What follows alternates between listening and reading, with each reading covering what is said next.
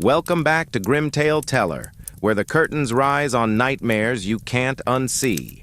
I'm your host, unveiling the wild, soul-shaking tales you send to grimtaleteller@gmail.com, stories that drag you into the abyss of the unknown.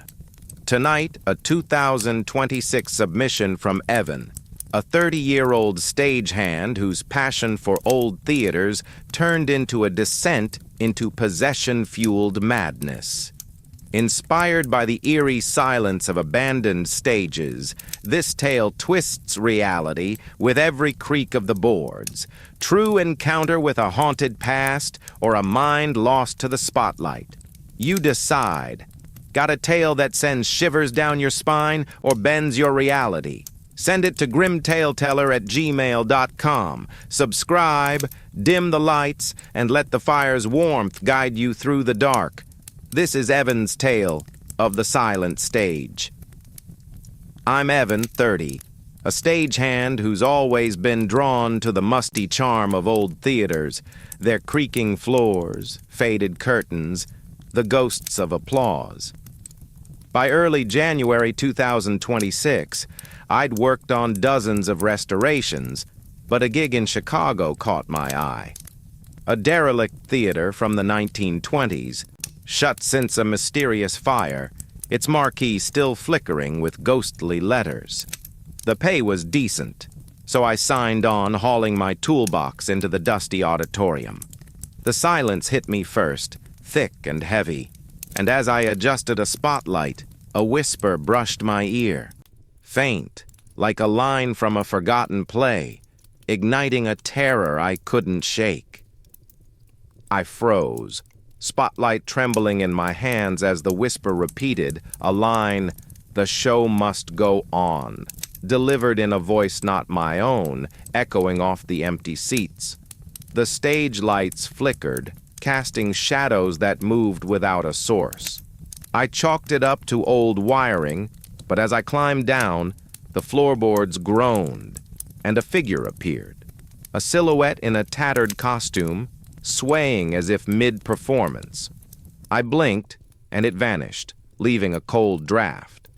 The crew arrived, laughing about the theater's haunted rep, but I felt watched, the whisper now a murmur from the wings. We started work, fixing rigging, sweeping dust, when an actress rehearsing a monologue froze, her voice cracking into a scream. Her arms jerked upward, puppet-like, and she carved her cheek with a prop knife, blood dripping as she chanted, "For the stage!"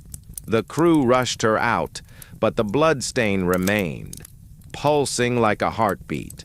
That night, I dreamed of the stage, its boards splitting to reveal faces, actors screaming, their throats slit. I woke to my hands mimicking the gesture, a phantom blade in my grip, and the whisper hissed, "Your turn." I dropped the imaginary blade, heart racing, but my hands trembled with the urge to act. The next day, the actress returned, her cheek healed but marked with a scar that shimmered like ink. She insisted on rehearsing, and mid-line, her body twisted, legs bending backward as she danced a grotesque ballet, snapping bones audible in the silence. Blood pooled, and she laughed. "The play demands it," before collapsing. The crew fled, but I stayed, drawn to the stage, the whisper now a chorus urging, "Perform." I checked records. 1920s reviews mentioned a troupe vanishing mid-show, their final act a blood-soaked ritual to appease the boards. The theater's silence felt alive, and as I adjusted a curtain, it moved, wrapping my wrist like a hand. I yanked free, but my skin bore a red welt, shaped like a stage outline. That night, my mirror showed me mid-performance, throat slashed, blood spraying, yet I stood unharmed. The whisper laughed, "Rehearse your death."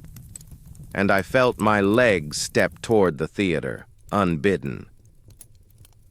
I fought the pull, locking my door, but the whisper seeped through, a script recited in my head, lines about sacrifice, betrayal, death. The next day, the crew was gone, leaving a note. "It's yours now." The stage glowed, and an actor appeared, pale, eyeless, directing me to a prop table. I resisted, but my hands grabbed a dagger, slashing my palm, blood dripping onto the boards. They drank it, darkening, and the whisper cheered. "The cast grows."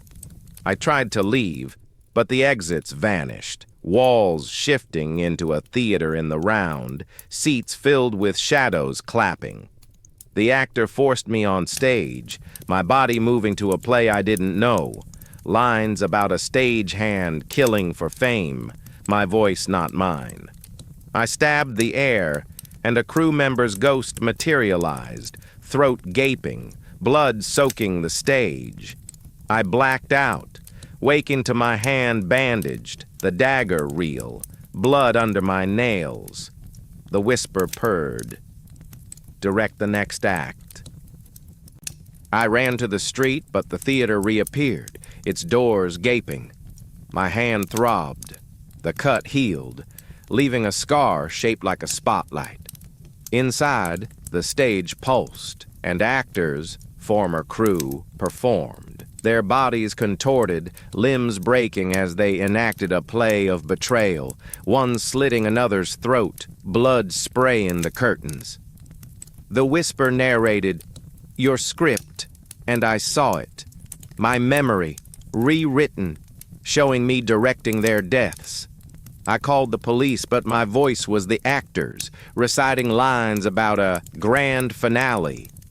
They arrived, stared at the stage, and joined, knives in hand, carving their faces into masks. I tried to stop them, but my hands raised a prop axe, and a cop's head rolled, eyes still blinking.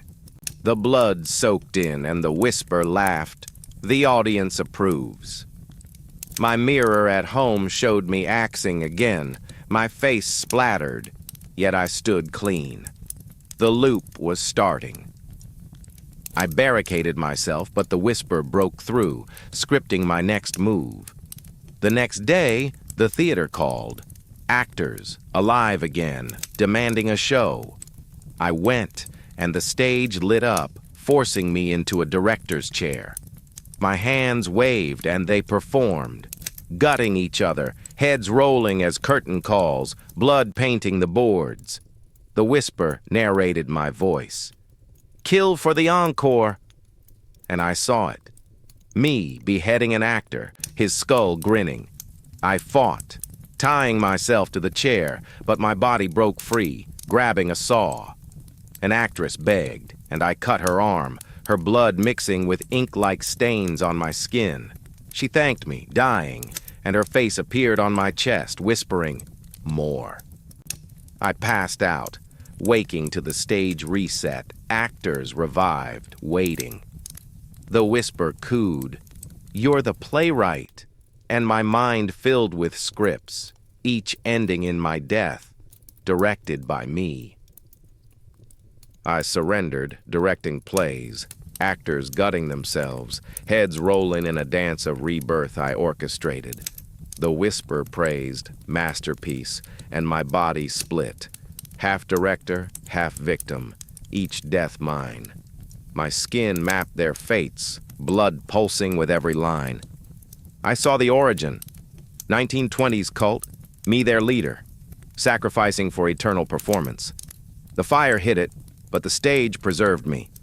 Now, I'm trapped, dying nightly, hanged, beheaded, reviving to direct. The whisper owns my soul, and the audience, shadows, demands more gore.